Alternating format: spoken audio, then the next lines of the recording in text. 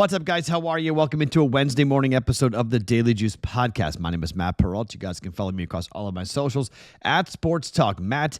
And we are back after, well, an inconclusive night. It is currently 10:15 on the East Coast. Normally I'm on the West Coast, but because it's late on the East Coast, I do not know what happened to the card. All I know is we lost our first bet of the night with the over for Texas A&M. The BYU game, I will be stunned if we don't win that bet. BYU was up by 20 at the break over KU. We played the under in the game, under 148.5. That number live at the break is 148.5. Wisconsin was the other play that we made from the live stream, and that is now a 10-point lead for Wisconsin in the second half. So let's see what Wisconsin does. That game might be ending. By the time we get done with taping, we might have a better idea as to what happens with Wisconsin. They're up by 8 now with 14 to play. So hopefully we're good there with the cover of 3.5 for Wisconsin at home up against Illinois. So we have the potential of a 3-1 night. We have the potential for a 2-2 night, a 1-3 night. I don't know yet. We'll see how it all kind of plays out here, but that'll happen in the Discord channel later tonight, and in the morning we'll kind of recap it tomorrow in the Discord channel, bettingpros.com/chat to join us on the Discord channel. So for those of you who are like, wait a minute, Matt, where do those plays come from? The BYU under, Wisconsin, and Texas A&M. That's the live stream that we do every Tuesday at 5:30 Eastern on the Betting Pros YouTube channel with myself and Terrell Furman. Terrell had a couple of plays as well, although I didn't see the Bowling Green score. I know he liked A&M. They lost. He took them by 2.5. They got blown out because they couldn't buy a bucket. Same reason why my over missed was because I thought they would play much better, and they didn't. They shot horrifically in that game, and they lost. Let's see. He liked Bowling Green tonight, which was kind of an off-the-beaten-path play for Bowling Green, because there's a big boy that he liked on Bowling Green a lot, who I had never heard of, and I hadn't watched much MAC basketball. Oh, they lost by 7. He was catching 6. That's a bummer. That's too bad. So, yeah, the Campbell kid had 26 and 10. The kid that he liked played really well. That's too bad. They lost by 7. So, an 0-2 night for him on that. I'm 0-1, so we didn't do great on the live stream, but it's still fun to go on there. We can give you picks and plays. We break down more than just that. We talked about Villanova and UConn. I mean, what is going on with UConn right now? I mean, my goodness gracious. They are just reeling at the moment.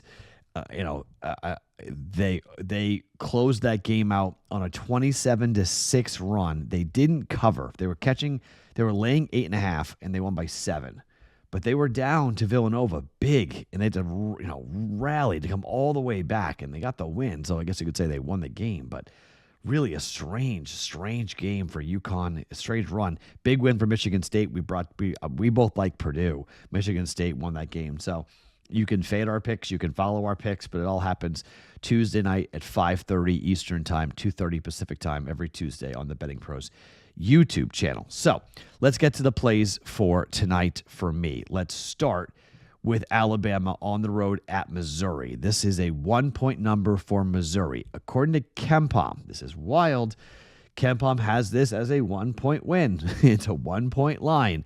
Back-to-back wins for Missouri, beating Oklahoma and Georgia. Nothing too outstanding, okay? But home games for them this year, they've been pretty good, all right? They beat LSU. They beat Vanderbilt.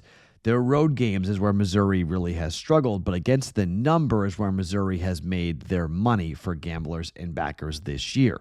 Missouri at home this year is 9-8 ATS, but they are 10-2 in SEC basketball play, 10-2 in conference. Now, Bama's 8-4, 8-5 on the road as well this year, but they're coming off the loss to Auburn, and you can say, well, Matt, they're going to be really mad they lost a home game to Auburn. I mean, maybe, but again, this is Missouri at home. They beat Oklahoma by 24 at home. They beat Ole Miss by 8 at home. They beat Arkansas by 18 at home. They beat Vanderbilt by 9 at home. They beat LSU by 9 by 16, laying 7.5 at home. That's a conference win, conference win, conference win, conference win, conference win. They've covered every game but once. at home in conference, in which they were laying 4 to Texas A&M, and they lost by 3. But that's, after their game against Tennessee, hard-fought game for them. They lost by 4. They came home, and they lost back-to-back games, but since then they've bounced back. I think Missouri continues to do to Alabama what Auburn has done and what other teams have done. Bama's really good, okay, but they're 14-11 ATS this year. And while you could say straight up wise, they're 21-4. Look at the teams that they've lost to. And they lost to Oregon. They lost to Purdue. They lost to Ole Miss. Now they lost to Auburn. They're not a team that isn't capable of losing a couple of games in a row. And I think losing at home to Auburn and then turning around, having to go on the road, take on a really tough Missouri team who's 8-4 straight up, trying to improve their seeding in the NCAA tournament, trying to improve their seeding in the SEC tournament for that matter. This is going to be a very difficult venue in Columbia for Alabama to go and play. I just don't like it. I don't like the matchup for Alabama. Again, their three-point shooting continues to be somewhat of a questionable situation for Bama. They're 171st in three-point shooting. Now, Missouri's not good at defending the 3, but they're really good at defending the 2. They're in the top 60 in two-point defense. Bama's second in two-point offense. Bama doesn't hit their free throws. They're 207th in free throw shooting. And while Missouri is not outstanding at 72.4 for 177th, they're at home. You hit your free throws more at home. Missouri does shoot the 3, 37.1%. That's 39th best in college basketball. On the flip side, again, Alabama 171st. Bama's good on two-point defense. Bama's defense has been highly underrated this year. But Missouri has the 11th most efficient offense in college basketball, the 24th best effective field goal percentage offense, 33rd in two-point shooting, 39th in three-point shooting. Give me Missouri, 9 p.m. Eastern time on the SEC Network for this one. Missouri protects their home floor. I'll lay the 1 with Mizzou at home against Alabama, -1 for Missouri. Bet number 2. Kentucky is at home with revenge on their mind. Vanderbilt coming in, the same Vanderbilt team that beat Kentucky in Nashville. That game, Kentucky was laying 2.5 as a road favorite. They lost the game by 5 outright. Vandy as a road team has been a much different team than Vandy as a home team. Vanderbilt on the road, catching 12.5 points. They covered against Tennessee, but they lost. Against Florida, they were catching 10. They lost by 11. Against Oklahoma, they were catching 3. They lost by 30. Against Alabama, they were catching 11.5. They lost by 16. Against Missouri, they were catching 5.5, and they lost by 9. Catch the trend here. Vandy's great at home, but they're 5-7 ATS this year in the SEC. At home against teams like Texas, teams like Kentucky, teams like Tennessee. They have played well. They've won games they should not have won. But this number is only 5.5 because of the injuries for Kentucky. So Lamont Butler is probably not going to play tonight. He's questionable. Jackson Robinson probably also questionable. He may play, but we'll see. He has an undisclosed injury. Butler's got the shoulder injury. Those are 2 very good guards for Kentucky. But at home, Kentucky has proven to be a very good team, and I think that they're able to overcome the deficiencies with the injuries here and go deeper into their bench. And Kentucky at 17-8, they're 6-6 in the SEC. They've got to get going here. They're coming off of a loss on the road to Texas after they beat Tennessee and they beat South Carolina. You can't beat Tennessee and turn around and lose to Texas. You got to go home and protect the home court. They've got Vandy, Auburn, and LSU at home. If Kentucky wins those 3 games, they should get a really good seed into the NCAA tournament. Their road games are Alabama, Oklahoma, Missouri. Okay, so 2-1 and 1-2 is very, very likely here for this team. This is a big game for Kentucky. -5.5. I'm taking Mark Pope's team here up against Vanderbilt. 9-point win according to KenPom, but that's without factoring in the injuries. That's why it's 5.5. I'll lay the 5.5 with Kentucky. Kentucky at home laying 5.5 to Vandy for 1.1 units. And finally, have you guys been paying attention at all what's going on at Iowa? Iowa is going to be needing a new head coach at the end of the year. Either Fran McCaffery is going to walk or Fran McCaffery is going to get fired. Iowa's been a disaster. Drake's head coach, Ben McCollum, has been tremendous. He's won national championships at Northwest Missouri State, or is it Southwest Missouri State? One of the two, at D2.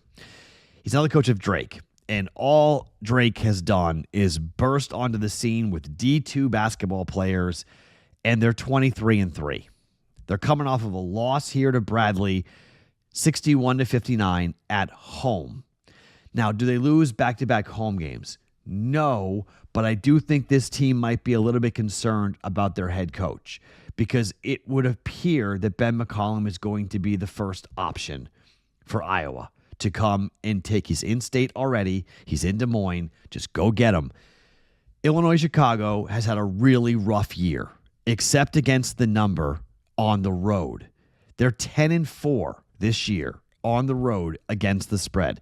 They're 9-7 in the Missouri Valley Conference, but they haven't covered in their last 5 games, 2 of which have been on the road as a 1-point dog to Southern Illinois and a 3.5-point dog to Murray State. They lost by 12 and by 10. But the first time these teams played back on New Year's Day at home, Illinois Chicago, they were 6-point dogs. They won the game outright. So you can say Drake's going to be fired up and Drake's going to come rocking and rolling. Well, Drake is 1-2 ATS over their last 3 games. And like I mentioned, they lost at home to Bradley. 23-3 is an incredible mark, but they're only 8-8 ATS-wise in the Missouri Valley. And for a lot of these games, they haven't been this big of a favorite. Now, they were a 10.5-point favorite against Illinois State. They won by 4, didn't cover. They were 15.5-point favorites against Evansville. They won by 23. But they were 13.5-point favorites against Valpo. They won by 10. And they were 12.5-point home favorite against Indiana State, and they won by 4. Drake laying big numbers has not been profitable this year in the Missouri Valley Conference.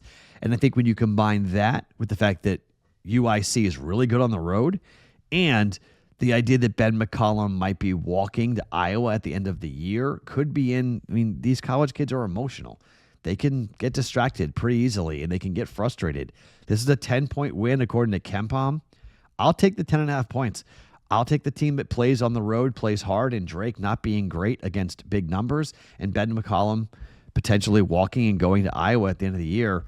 I'll take the points. Give me Illinois, Chicago, plus 10.5 for 1.1 units. All right, so 3 plays for us here today for the Daily Juice. Missouri -1 for 1.1 units. Kentucky -5.5 at home against Vanderbilt for 1.1 units. And Illinois, Chicago, we're taking the plus 10.5 for them for 1.1 units at -110 as well. My name is Matt Perrault. You guys can follow me across all of my socials at Sports Talk Matt every morning, wherever you guys get your podcasts. It is the Daily Juice.